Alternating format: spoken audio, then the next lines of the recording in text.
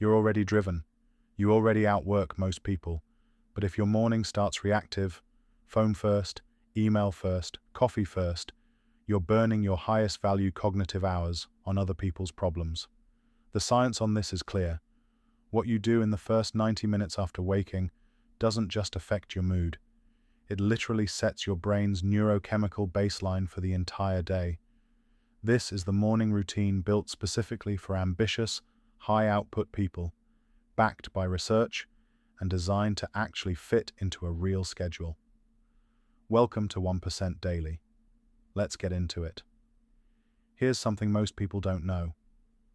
Your brain produces a natural cortisol surge in the first 30 to 45 minutes after waking.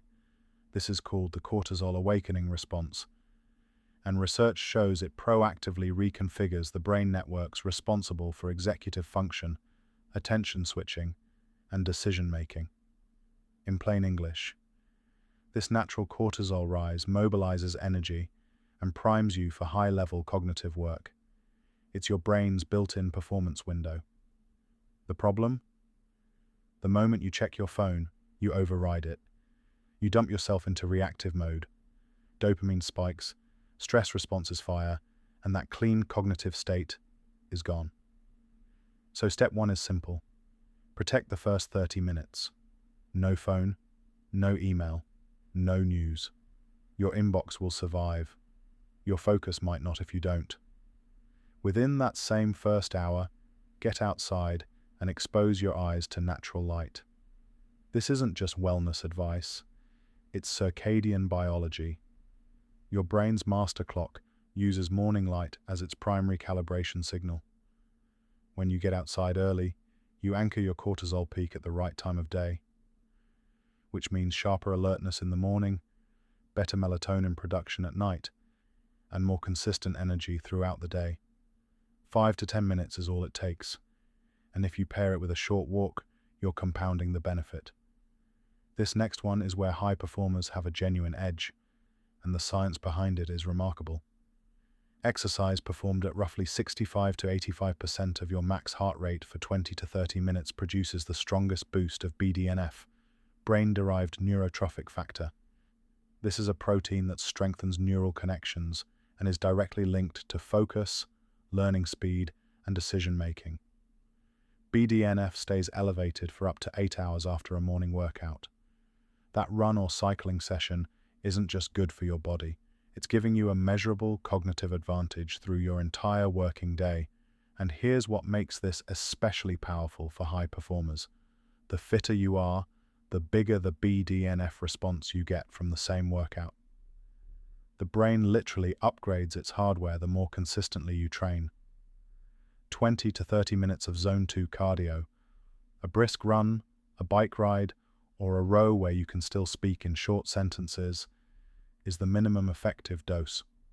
2 things high performers consistently get wrong with caffeine.